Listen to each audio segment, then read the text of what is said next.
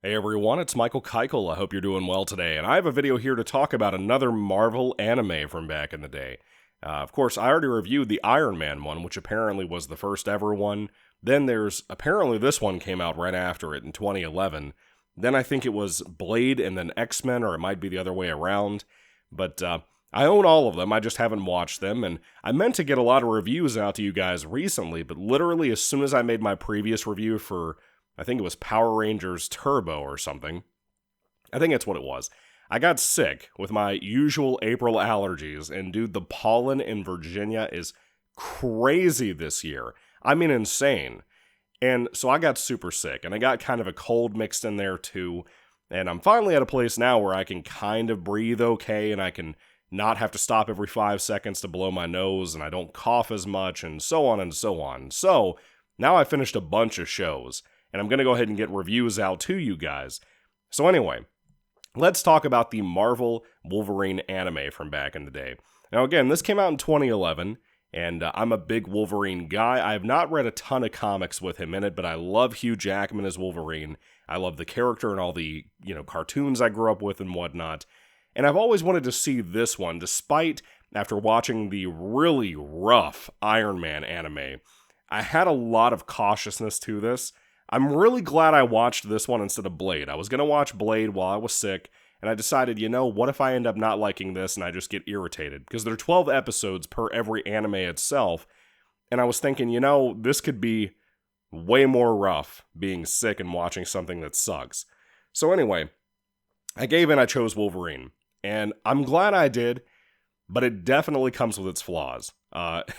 Essentially, just like the Iron Man anime, this is taking a character from America, Wolverine in this case, who is also Canadian, and putting him into Japan, because a year before the main plot of the story is being thrust upon us, his love has just disappeared for like a year.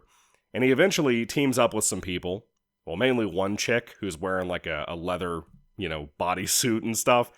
He teams up with her to go to Japan, and I guess he encounters her there, I guess you could say. Mind you, I was sick while I watched this, so if I'm fuzzy on some details, it's also been like a month, 3 weeks, something like that. So I'm trying to remember everything. I looked up a bunch of plot stuff to make sure I remembered all the details that I wanted to remember, and enlighten myself on some things maybe I didn't understand, because the plot is a little messy with this season, just so you know. I tried to use Wikipedia and IMDb to simplify the plot explanation as much as I possibly could, because this story is simple to get, but following episode to episode the plot, aside from knowing that Wolverine is looking for his love, is it's a little bit of a jumbled mess in that respect, excuse me. More so than the Iron Man anime was. The Iron Man anime just seemed like it was stumbling everywhere, like a drunk man. Like it didn't know what it wanted to be. This show does, it just struggles to be as good as it should be. You know what I mean? There's a difference. So essentially, Wolverine's in Japan, teams up with the leather-clad chick, looking for his girlfriend, lover, whatever, who has apparently been held hostage to possibly be forced into a marriage to a Yakuza boss. And this guy's crazy, dude. His dad was crazy, his buddies are crazy, everybody's crazy. So there's a lot of mob, I want to say mafioso, but is that more of like an Italian thing, like Godfather movies stuff? I don't know. But Yakuza stuff is very much a big part of this story. But you do have Wolverine and X-Men villains in here sometimes. Not the big ones like Magneto or like, whoever. Mystique. Nothing like that, which I think Mystique would have been a really cool add-on to this, but maybe a little too similar to the American-made movies. What they do have are people like Omega Red. Is it Red Omega or Omega Red? I saw him and I was like, I know I've seen this guy in a comic or something before. He's really cool looking, and the fight with him and Wolverine is like a full 20-minute long episode, 22-minute long episode, whatever. Freaking great. Fantastic fight. Which kind of brings me to my next point. Most of this show is really action-packed. However, sometimes it hints to being kind of bloody, and sometimes Wolverine comics are bloody, and a lot of the time they're not, especially the older you go back into the comics. The closer you get to the Stan Lee era of Marvel, the less blood there will be. That's common, whatever. There was death, but just not a lot of blood. But even like 70s, 80s, 90s Wolverine did not have as much blood to me in my exposure to comics for Wolverine and X-Men stuff that I barely read, because I'm not like an expertise on those things. But sometimes this particular show wants to get a lot more violent, a lot more action-packed and bloody than like the really rough Iron Man anime, you know? And I was loving when it was trying to do that, but when it backed away and said, oh no, we can't offend children or whatever, then I was like, don't be a pussy, man. Come on, do it. Show some decapitation, show some gore or whatever. They really wanted to. You could feel it in the room as you watched it, that they wanted to be more bloody. And I thought a couple of times maybe they were doing some censorship, but I don't think at the end of the day that's what it was. I just think they were told by their bosses, and Marvel too, who probably funded this, that would be a no, you know. The art style animation I really liked. The acting in the American dub, I didn't mind most people in here. Most of the characters I don't know. They might not even be in comics for that matter. There's one guy who kind of reminds me of the big snake villain guy from Naruto a little bit. The way he dresses, the way he talks and whatnot. He was pretty cool. I liked him okay. He kind of is an anti-hero, sorta. He's very honorable. He's like a samurai character. Very cool. I liked him a lot. If he's in the comics, let me know. I would love to hear all that down below, too, of what you think about him, if he's as cool and slick as he is here.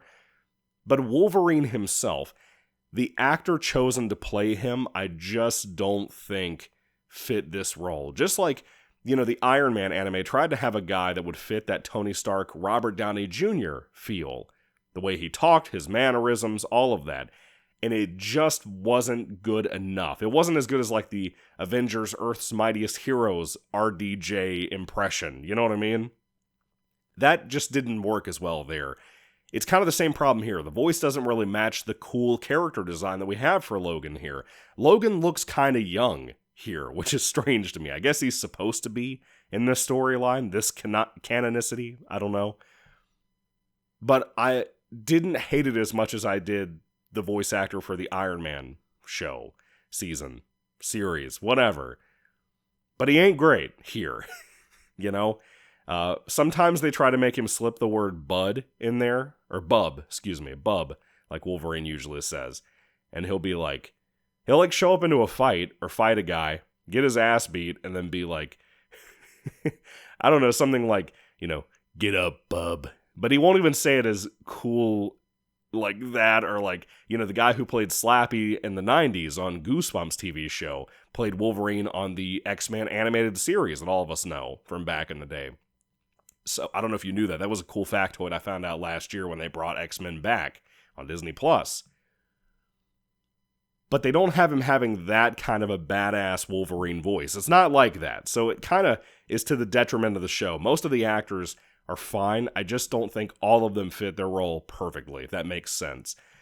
But I think the action is there. I think there's a lot more action and a lot more fun to be had, despite the messy storytelling, despite the problems with voice acting and writing of characters and stuff, as there was with the Iron Man show. I think this really is an improvement over that, which kind of gives me hope for the X-Men one especially, maybe kind of the Blade one. So far, the only Blade thing I've ever seen that I actually liked was the first Blade movie and some of the comics he was involved in. That's about it.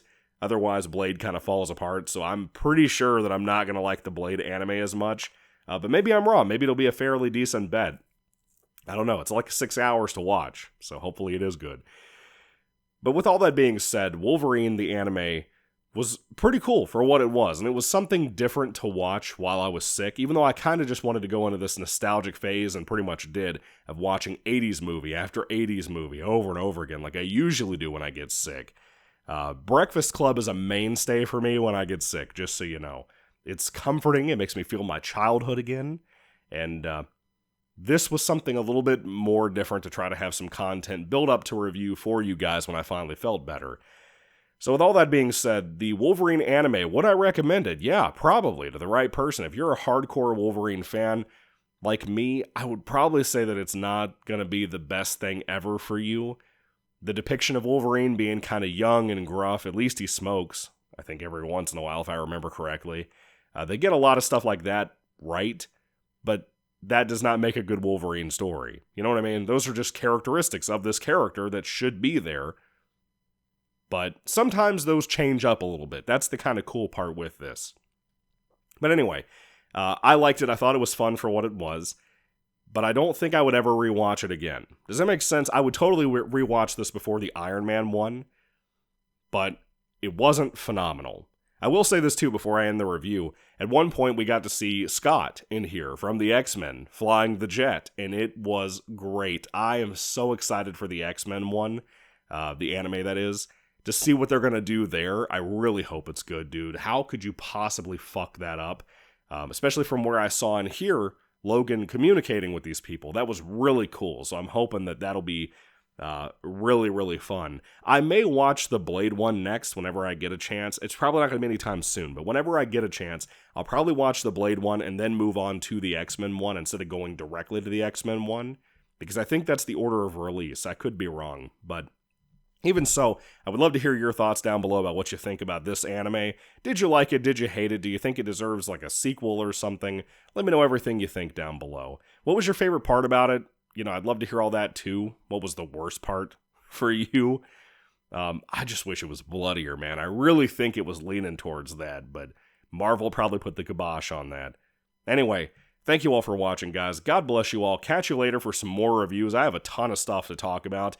I finished Transformers Armada. I finished Twilight Zone. I finished the Mummy cartoon series. Watched a bunch of 80s and Easter movies and stuff. So I have a lot of stuff I want to talk about, and I may even begin to start just reviewing anything I want, not just comic and, comic-related cartoons and that kind of thing.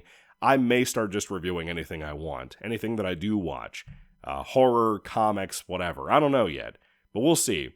Anyway, thank you guys again. God bless you all. Catch you later. Let me know any recommendations for stuff that you have down below that you'd like to see reviews for, and God bless you. Happy Easter, even though it was yesterday. And goodbye.